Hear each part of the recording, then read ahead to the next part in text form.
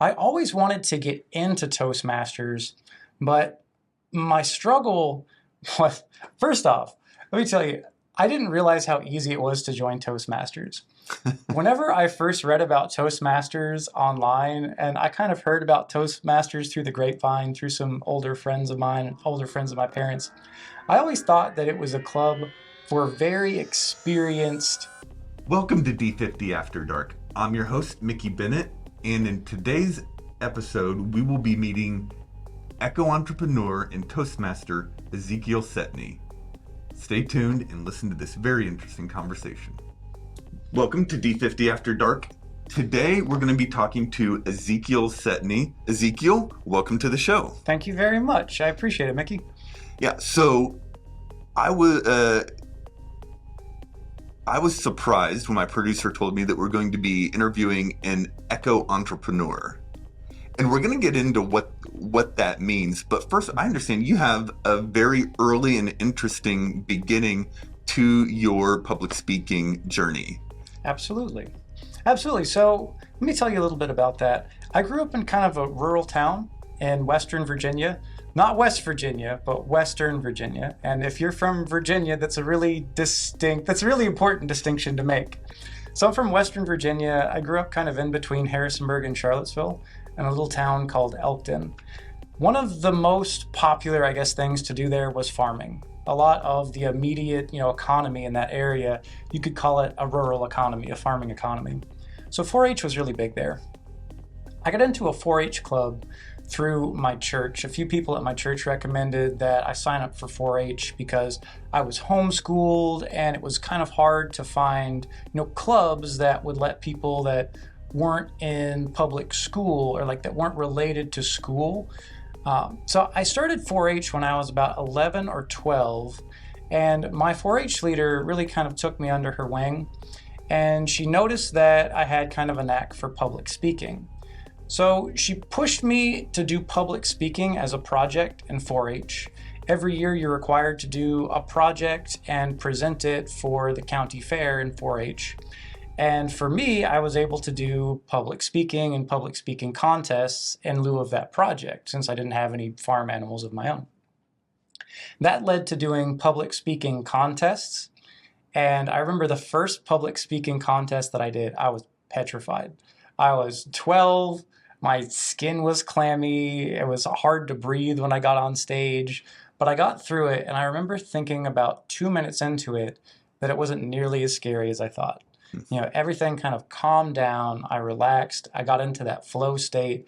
I got through my speech and I won third place, which I thought, okay, this is great. I was competing against, 15 and 16-year-olds because the ages went from basically a junior in middle school all the way up to a junior in high school. It's 12, 15, 16, something like that. So I was pretty happy with that third place. Because of that, my 4-H leader asked me if I wanted to be a leader in our club, and I graciously accepted. I became our 4-H president, and that's kind of the start to my early career in public speaking. I kept doing those public speaking contests, got a little bit better, and I got additional practice from being the leader of my 4-H club. Wow.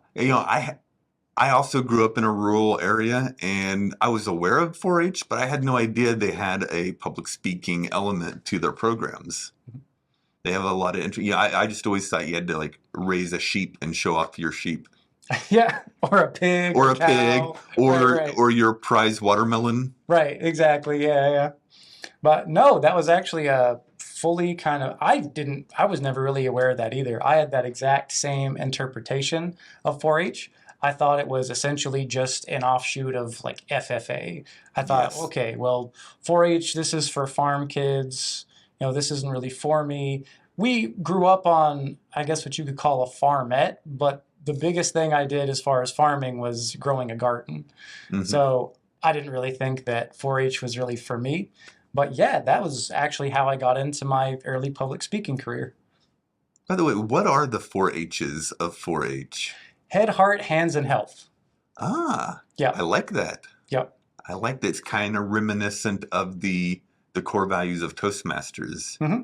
Integrity and service and leadership and there's another one that I can't think of right now. Yeah.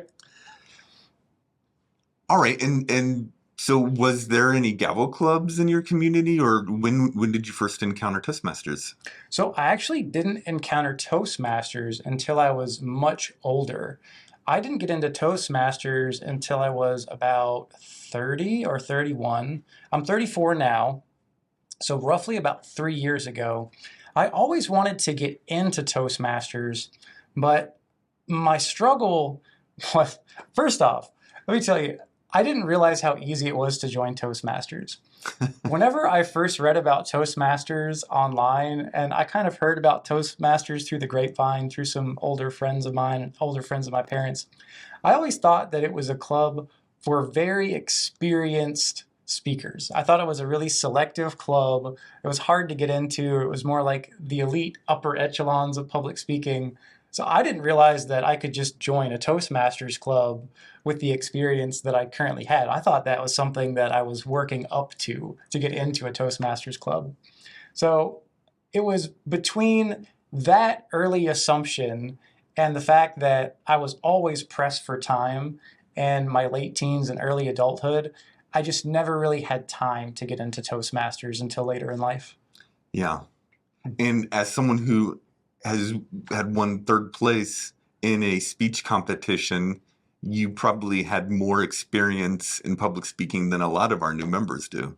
Absolutely. Yeah, I came into Toastmasters and really hit the ground running because in addition to those early public speaking contests, I also did public speaking throughout my late teens and my college career, and also as part of my working career later in life.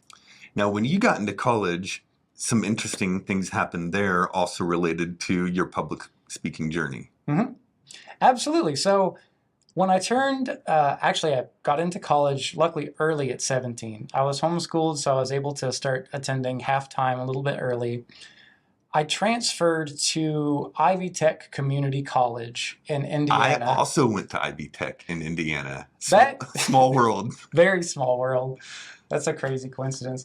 The number of people I've told that I've gone to Ivy Tech Community College that have no idea what it is kind of surprised me. But anytime I meet someone else that's lived in Indiana at some point or has attended Ivy Tech, I'm always excited to hear about that because it is a really good school system. Yeah, I always told people I went to an Ivy League school. Right? Right. I certainly do think that that's not lost on them. They knew what they were doing with that name. For sure. But in Ivy Tech, you were a pioneer in a new program. Absolutely, yeah. So whenever I first started attending Ivy Tech, during my first semester, I just took general courses, but my goal was to eventually earn a pre-med degree. And I thought the only way that I can do this is by starting out in biology and the hard sciences. So initially I was in biology, but my advisor recommended their brand new biotechnology program to me. So I said, of course, I'll sign up for this program. They didn't offer biology, but they offered biotechnology. It's kind of the same thing. So I said, sure. I got into that program and pretty quickly realized that there were only 3 students in the entire program throughout not just our college, but the whole university system of Ivy Tech. Yeah. Which is a really big university system. Absolutely. It's the 3rd largest campus in Indiana. At least it was when I went. Absolutely, yeah, because it's all throughout the state of Indiana. Yeah. So what I realized is that this was a very small program, and the chair of the program, my professor, Tammy Barnett, she asked me if I would help her pitch the program to high schoolers throughout the area. Because her idea was they had some scholarship money available to incoming high schoolers that met certain requirements. So if we just went out and pitched this program to high schoolers, then she may be able to enlarge the program and really help out these, these potential college students, these high schoolers, while also helping keep the program alive. Yeah. And in exchange for that, essentially, well, first let me explain what we did. Essentially, we went out to high schools and pitched the program class by class. So we went out to 3 different high schools that were within, range of our college, reasonable commuting distance. And we pitched class by class, every period to these students. We did this for 2 or 3 days. It was actually just me and one other student from the program and our teacher, Tammy. And we went out and pitched this program to these high schoolers. And basically, in exchange for that, she helped me get a grant that kept me in that program. Because without that, it would have been very difficult for me to even stay in school. The whole reason that I ended up having to move from Virginia to Indiana was because my parents lost their house in the 2008-2009 mortgage collapse. Yeah. So it was really critical for me to be able to find some way to pay for school. So that was kind of my way to stay in school and use public speaking to help me get through that whole process. So public speaking really ended up getting me my associate's degree without, me having to take on a lot of debt for it. Wow. And what was this experience like going into these classrooms in this high school and sharing this program with these slightly younger students? It was really rewarding. So initially, I thought that they were going to be very reluctant or just very not willing to hear what we had to say. They actually asked a lot of questions. They really wanted to know more, not so much about biotechnology, but they really wanted to know more about what community college was like in relation to a four-year university. So we were able to kind of pitch the benefits of starting at a 2-year university or community college and then transferring to a 4-year versus just starting at a 4-year college. That was kind of a rewarding thing that came about that. Yeah, and I imagine you got a sort of bonus additional education from having to do these presentations in addition to what you were learning in your normal classes. So much more. And as far as public speaking experience goes, we didn't prepare very much for when we actually did these pitches. Yeah. So it was very much like on the fly public speaking, because initially our professor said, just come here with me. We're going to do these together. Then we get there and she kind of drops it on us that, okay, you're going to pitch this. I'm going to sit down. Just tell them what you've learned in our program. So she had a lot of faith in us.